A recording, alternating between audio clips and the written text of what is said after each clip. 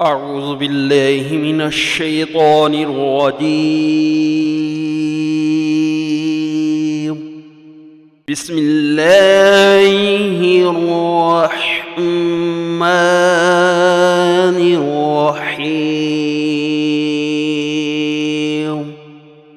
إن في خلق السماوات والأرض واختلاف الليل والنهار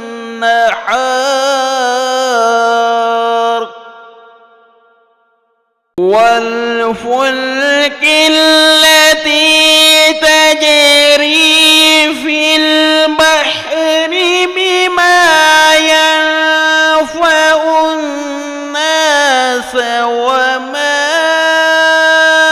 أنزل الله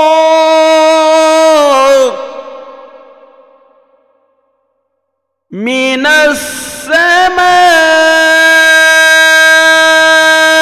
من ماء فأحيا به الأرض بعد موتها وبث فيها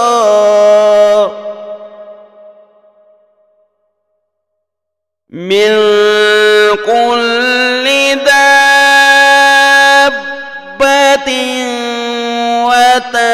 وتصريف الرياح والسحاب المسخر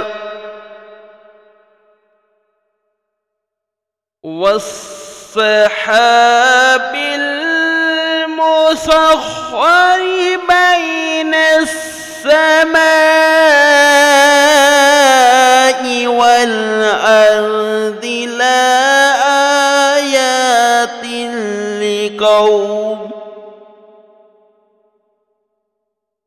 لآيات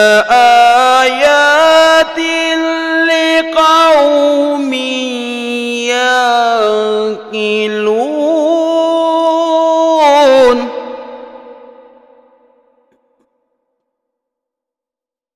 ومن الناس من يتخذ من دون الله أندادا يحبونهم كحب الله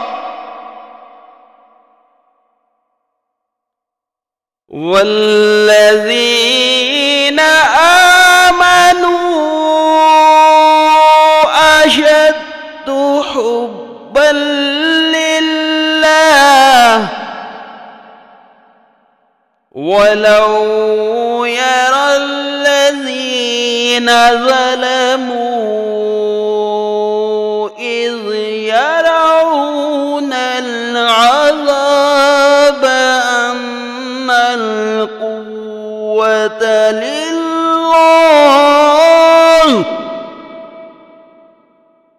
أن القوة لله جميعا وأن الله شديد العذاب.